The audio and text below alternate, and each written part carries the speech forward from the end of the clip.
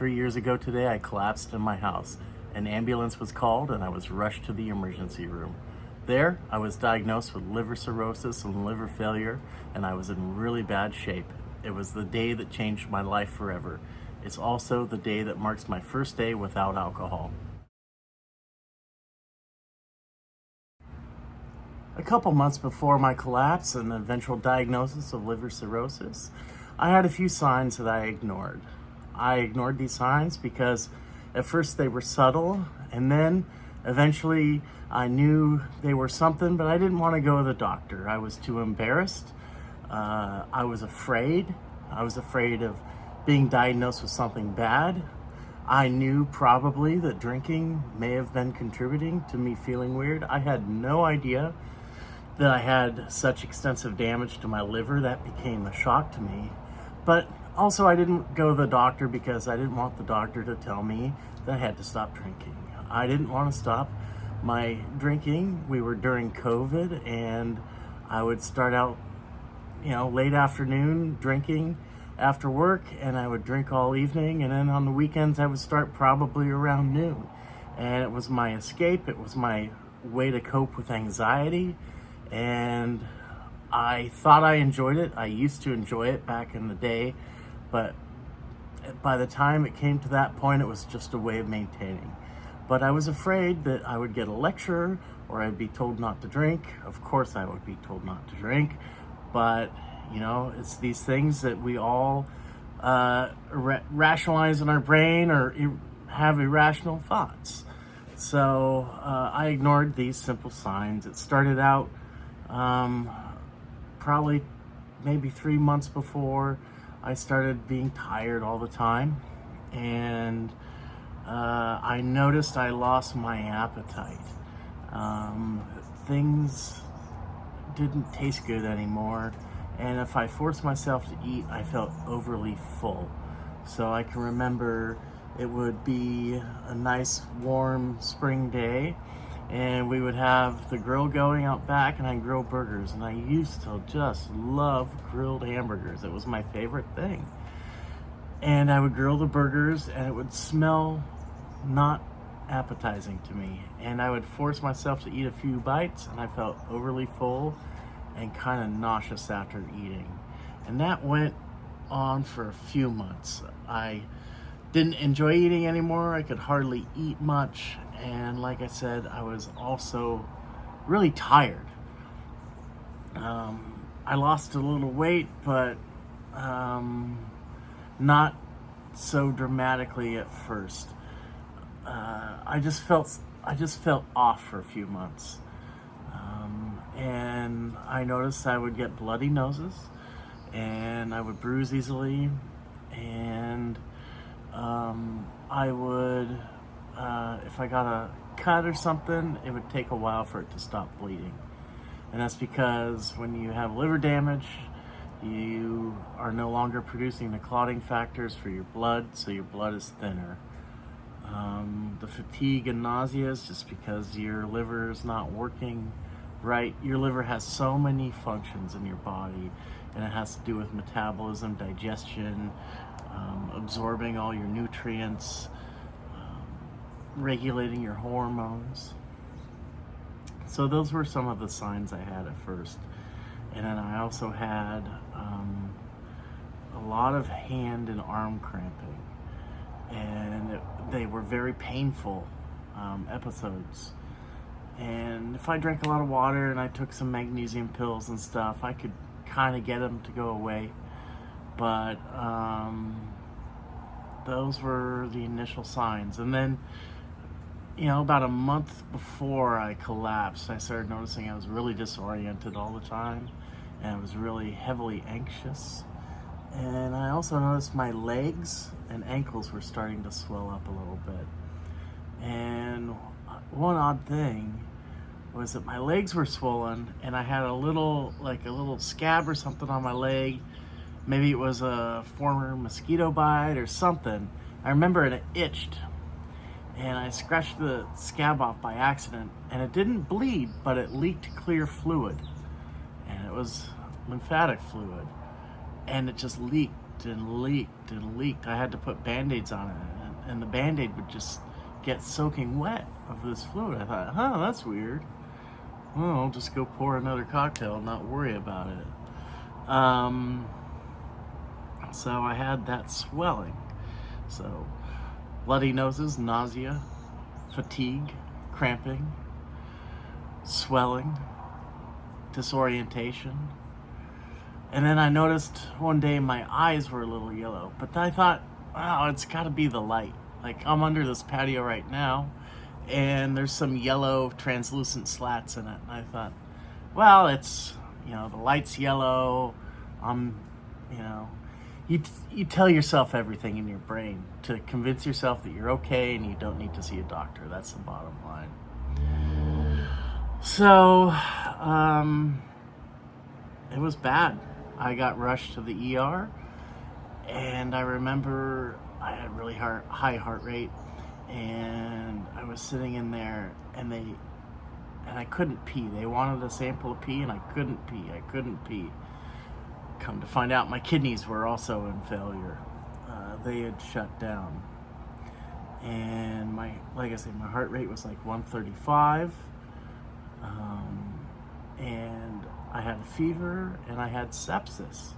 And so they did all the blood tests, and they did cultures, and they started me on antibiotics, and I was really anxious, and they gave me some anti-anxiety meds. I don't know what they gave me, Ativan or something. Who knows? And I remember falling asleep and waking up and falling asleep. And next thing I knew, I'd been there for 8 hours, and they were still trying to figure out what was going wrong with me. They knew my kidneys were bad, and then my liver enzymes were up, and then they said, oh, well, we want to get a CT scan, see what's going on. And they did a CT scan, and I can hardly remember. I remember they wheeled me back there. I remember I was nervous and scared and tired. And they did the scan, and they took me back to my room. Or not room, I was still in a curtained area in the ER. And then the doctor came to me and said, hey, your kidneys are in bad shape. You've got an infection, and you have liver cirrhosis. You're doing poorly. And we're going to get you into a room, to ICU at first, and then a room, and we're going to see what we can do. And then the next few days was just a blur. They kept me sedated a lot. And I remember waking up, I don't know if it's day 2 or 3, and I'll show you a picture. The picture on the thumbnail is me, like maybe day 2, sitting up and eating. I looked like death. But one time the doctors came by and said, hey, we're going to remove fluid from your abdomen. I was like, oh, what?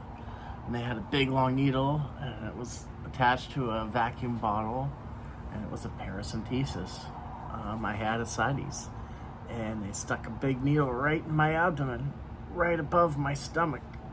And I remember they took out 2 liters. I was like, holy cow, that's incredible. And then I remember they gave me some weird little shots. They were like, it wasn't a shot, it was like a little pinprick thing with something attached to it. And it gave, I can't remember what it was now. And he said, oh, well, what this does is it stops your liver from working temporarily, or I can't remember, or was it to kickstart? I can't remember. But he did those all over my abdomen a few times, like 1, 2, 3, 4, subcutaneously. And they felt like slivers. And I would pass out, wake up again, and I was in the ICU for a few days. And then I remember I thought I could walk, and I got out of bed and I fell. And from then on, they put the bed alarm on. And then they slowly got rid of the infection, and they kept me pumped with fluids, and they regulated my nutrition, and every day my kidneys started coming back. And back to having to pee. I finally was able to pee in the ER, and my pee looked like Coca-Cola. It was dark, and it kind of scared me.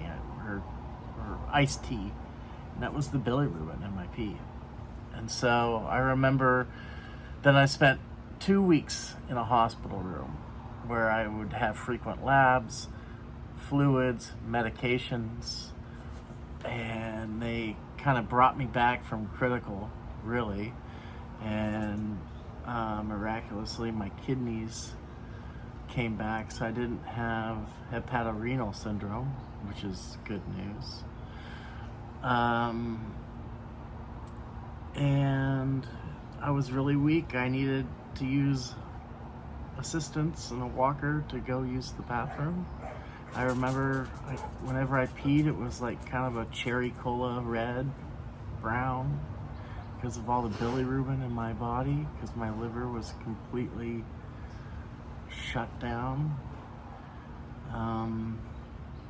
And yeah, they really didn't give me too much guidance in the hospital. They just got me referred to my general doctor, and they got me into a referral to a hepatology specialist. And I was released, and I came home. And it was really slow going for a long time. And I had to learn to walk again with a walker. And I started getting better. Of course, like I said, that July 7th was the first day without alcohol. So my liver actually started coming around and healing and improving a bit. And yeah, I started getting a lot better. So anyway, about alcohol, the not drinking was a little hard at first, but every day it got easier. You know, after all it did to me, I knew, hey, I can never have this poison in my body again. But you know, you still had the urge to have a cocktail in times of stress. It was my coping mechanism. But if you're struggling and you're thinking about quitting, or you want to quit, I hope what you take from this video is, one, it can kill you like it almost did me. And two, you can do it, and you gotta take it day by day. And it gets easier every single day. After a few months of not drinking, you begin to not even think about it anymore. And now, after 3 years of no alcohol, it's totally not part of my life at all. I never, ever, hardly ever think about it. The only time I think about it, you know, I'll be honest, I'm human, is we were on vacation this weekend in a beach town, and we saw a bar, and it was full of people, and I said, you know, to my wife, I said, I do miss that. I do miss the social aspect about drinking, and that's fun because the alcohol kind of loosens everybody up and you have a good time. But, you know, it's not worth it to me, and those are just fleeting moments you get over really quick. So, if you're struggling, I see you. You're not alone. It gets better. You know, you still have time to make a change. You don't have to go to rock bottom like I did. Eventually, I had to get a liver transplant, and that was something I really did not want to do, and I was really terrified of. It turned out that my liver was too far gone, and I'm glad that I got a transplant, and I'm really tough for it, and my life is a brand new life now, and I'm back to normal, but I'm also extremely lucky. Anyway, if you want to see that video about my transplant, I'll link it in the description below. So anyway, hang in there. Please, if you think you have a problem, seek help, talk to your family, if you have any of these symptoms, go get checked out by a doctor right away. Don't be afraid. And be well. I wish you the best of luck.